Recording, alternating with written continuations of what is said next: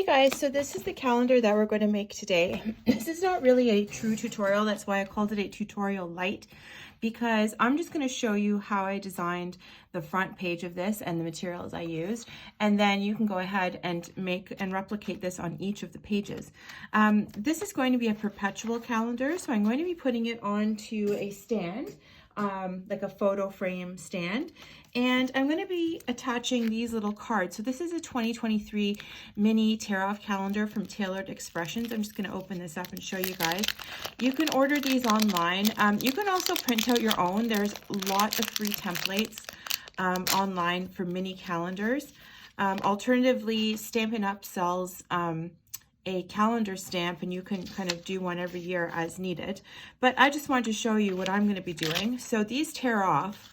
So what I'm going to do is for each one of these, I'm going to put some repositionable tape on the back side and then glue them right onto the calendar right here, so that my recipient can then next year just tear these off and replace them with her own.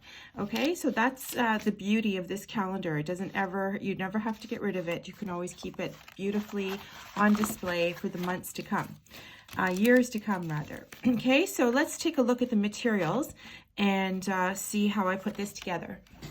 I really fell in love with this graphic 45 paper. This is the Time to Flourish collection kit. And so I got this in the 8x8 because I'm going to make a standing calendar where I can flip the pages. And so I'm going to be using each of the pages in here.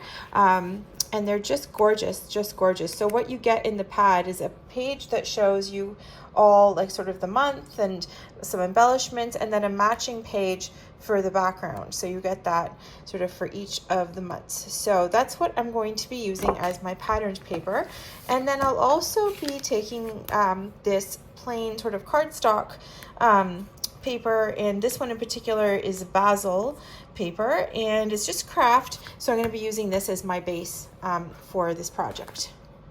Of course, we're going to have some standard things that we're using, so definitely get your art glitter glue or whatever your favorite liquid glue is, and we'll also be using some double-sided tape, and so I usually use this brand. So this is just, there's many brands out there, but anyways, some 1/4-inch double-sided tape. And then I'll also will be using some Distress Oxide inks just to sort of chalk the edges with some ink. I normally use Vintage Photo, and sometimes, depending on whether I want something a little lighter, I will use tea dye, but of course this is up to you as well. All right, so that's it for materials. Of course, you need your standard paper cutter, stuff like that. So stay tuned and let's see how we put this thing together. Now, I want this to be a calendar that I can gift to someone or that I can use any year or replace by year. So I'm not actually going to write the calendar dates on these cards. I'm going to use one of these two for the dates, but I'm going to make something where I can just easily replace the dates and use this every single year. Okay, so I just wanted to mention that as well. Okay, and then once I figure out my layout, I'm going to use just this craft paper for background, just so we have a little bit of contrast, because we're putting it here onto this very patterned, gorgeous paper, and I want to make sure that these stand out, because if I just sort of place them straight directly on here without putting them onto like a backing of some other color, then of course they won't stand out. I like the look of the craft paper because it's very simple. It gives it that kind of natural look, but if you like to use colored cardstock that matches the page, obviously you can go right ahead. Okay, so this is the layout that I've decided on for this page. I'm basically going to use this card as my calendar card, and I have a stamp with numbers. I'm going to be making a little card to place on top of here so that I can use this calendar every year. I just need to change up the number stamp. It's also a great way if you're giving this as a gift and you don't know when your recipient would like to use it. So the other thing I want to mention is that this pad, all of the cards with the elements actually are exactly the same. So they all have the exact same layout of all of these elements. So when you go to design your single pages, you can either choose to make them all the same or change it up depending on the design. I'm going to probably stick with this very basic sort of layout, but I may change some up later on. for example, right now, they all come with these stamps, which I love, love, love. So I think in this one, I'm going to cut these out and maybe string them along the top. But this is essentially the basic layout where I'm putting this card over here, which will be for notes or any kind of things, you know, calendar birthdays, because that never changes. And then over here will be my actual calendar dates. And then I'm tucking these cards into here. I'm going to leave this as a belly band, but pretty tight. All right, guys, here is the completed calendar with all of the pages. So I'm just going to go through each one in a bit more detail. Not too much, because I did walk you through how I did the January one, but let's take a look at each of the pages individually. So here's the January. You can see I popped up some of these stamps. I just used the paper kit. Every once in a while, I had these little tiny pine cones, so I stuck them on here because they look adorable. I think I had mentioned that these cards, you could either leave them loose or glue them on. I ended up gluing them on all of the layouts. They're more for embellishment than anything else.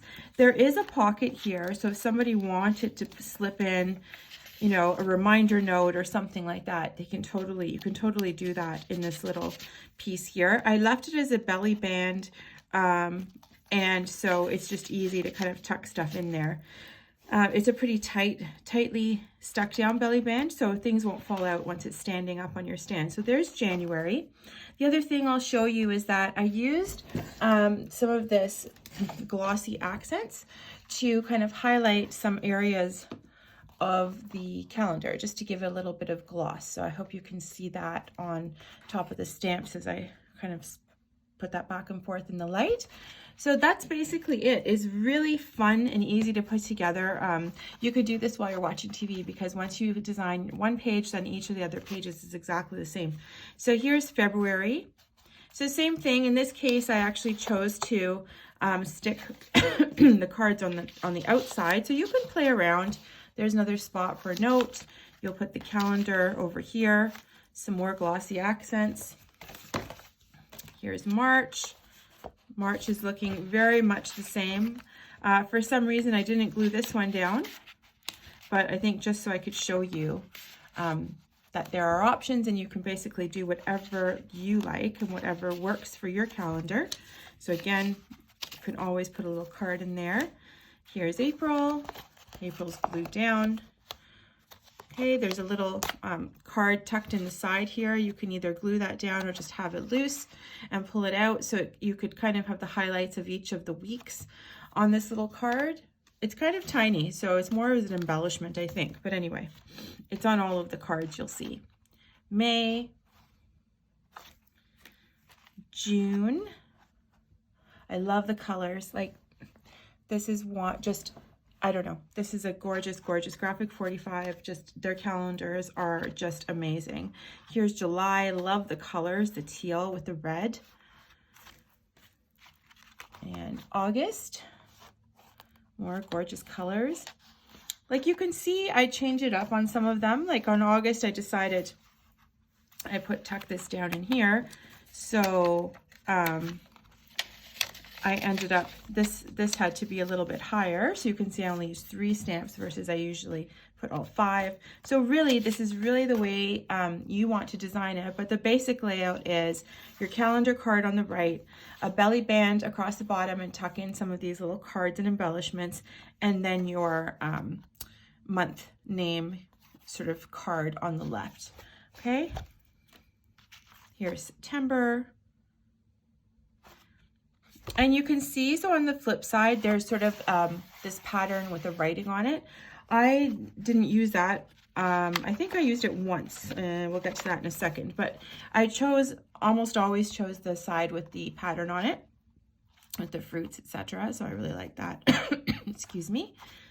Here's October. Okay, October is probably my favorite. I put some glossy accents on the raven, so it really stands out. It's one of my favorite months of the year. Okay, here's November. So here's the card that I did where I used the actual written side with the words, little word graphics on it, instead of the pattern side. And I don't know why I did that. I think because there was more contrast, but you do as you like. And then finally, December. So I hope you guys enjoy this little tutorial light, we're calling it. It's just mostly for you to see the layout. There's not much to show in terms of how to put it together, but it's mostly just like what it is that you're going to be making and how to kind of choose your papers. And I've just walked away for a second because I did want to get my photo stand. So this is what I'm going to put the calendar on. So let's see. It's going to sit up like this. So let me just turn this so you can see it a little bit better. So each month I'll just change out the card. I will probably, I'll probably put these into a plastic sleeve just to keep them protected. And this little stand, I think, looking at it now, this is from the dollar store. So if you have a dollar store around you, but I'm sure you can find anything similar, anything that holds a frame really is what you can use. So thanks guys, hope you enjoyed that. If you did, please don't forget to like and subscribe, and I will be back with some more creative ideas. Thanks everyone, have an awesome day. Bye.